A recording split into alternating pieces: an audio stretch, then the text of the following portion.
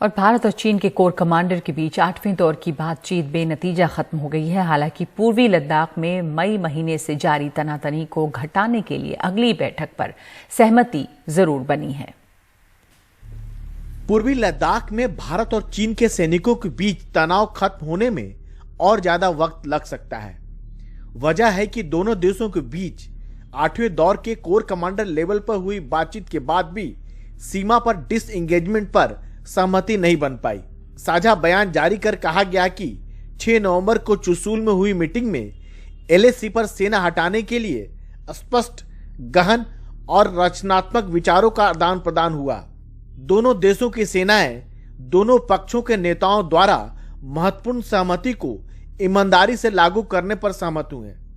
साथ ही दोनों देश अपने सैनिकों को संयम बरतने और गलतफहमी से बचने की सलाह दी। 8th राउंड जो कोर कमांडर की मीटिंग चाइनीज काउंटर पार्ट के साथ हुई है और उसके बाद जो वक्तव्य आया है, इसमें कोई नई चीज नहीं आई है। बेसिकली ये बताने की कोशिश की जा रही है कि लाइन ऑफ एक्चुअल कंट्रोल पर स्थिति वैसी की वैसी है और उस पर कोई बदलाव नहीं आया है। और इसका कारण ये है कि चाइनीज का बहुत ही हार्ड स्टैंड है, लेकिन हिंदुस्तान भी इस चीज को नहीं करना चाह रहा है। जाहिर सी बात है, उसको बहुत स्ट्रेटेजिक और टेक्टिकल एडवांटेज है और इसी के चलते एक गतिरोध बना हुआ है। इससे पहले हुई बातचीत में सैनिकों को पीछे हटाना और बॉर्डर पर सैनिकों की तादाद कम करने पर कोई सहमति नहीं बन पाई। भारत पहले ही साफ कर चुका है कि एलएसी में किसी प्रकार की बदलाव की बात वह स्वीकार नहीं करेगा।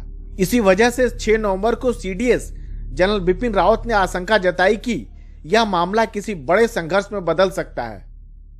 We will not accept any shifting of the line of actual control. वास्तविक सीमा रेखा में कोई फेरबदल हम स्वीकार नहीं करेंगे। सीमा पर होने वाली झड़पें, सीमा उल्लंघन और बिना उकसावे की कोई सैन्य कार्रवाई कब बड़ा रूप ले ले, इस आशंका से इनकार नहीं किया जा सकता। Cannot therefore be discontinued or discounted. चीन चाहता है कि भारत पहले पेंगोंग लेक के दक्षिणी इलाके से सैनिकों को हटाए। वहीं भारत का कहना है कि चीन पूरे इलाके से अपने सैनिकों को हटाए, तब जाकर बात बनेगी।